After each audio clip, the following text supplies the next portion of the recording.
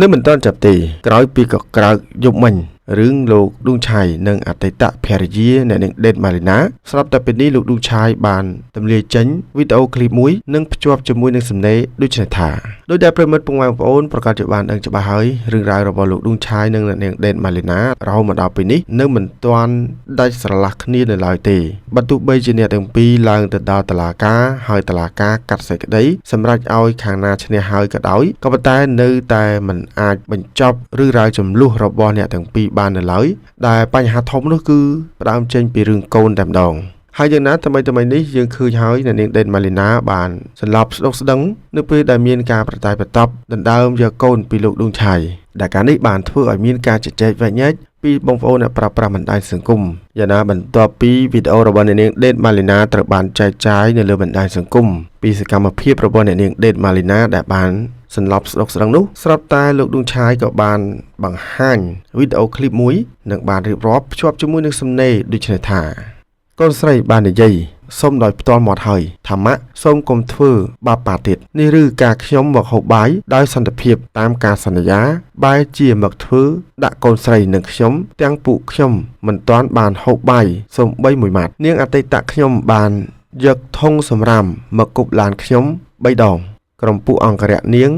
និងបងប្រុសនាងទាំងពីរបានវាយខ្ញុំរុញខ្ញុំនិងបាក់ឡានបងប្រុសនាងកាក់ឡាំប៉ាខ្ញុំនាងមកទាំងគ្រួសារខុសពីការសន្យាហើយពួកខ្ញុំមិនបានប៉ះនាងសូម្បីបន្តិចបែរជានាងគប់ឡានខ្ញុំហើយដួលខ្លួនឯងដោយខ្លួនឯងដល់ពេលខ្ញុំយកកូនស្រីទៅមានរឿងអញ្ចឹងតើឲ្យខ្ញុំនេះខុសរហូតដល់ពេលណាតើតាមធ្វើបាបខ្ញុំដល់ពេលណាអ្នកចង់ជួបកូនស្រីខ្ញុំបានយកកូនស្រីទៅតាមការសន្យាដើម្បីស្ដាប់ហេតុផលការចង់បានរបស់កូនប៉ុន្តែបែរជានាងមកធ្វើអញ្ចឹងដាក់ខ្ញុំនេះកាមេរ៉ាខ្ញុំសុំពីគេចិត្តនឹងសុំកាមេរ៉ាពីហាងបាយគេមកទៀតដើម្បីបញ្ជាក់ជូនពូមីងបងប្អូនទាំងអស់គ្នា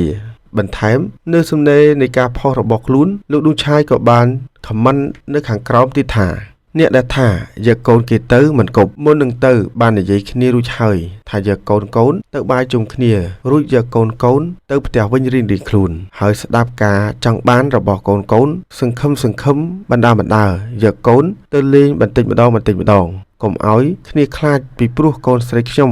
គ្នាខ្លាចម្ដាយគេពេលមានបញ្ហាធ្វើអញ្ចឹងកន្លងមកថាខ្ញុំចាំតែខុសទេខុសរហូត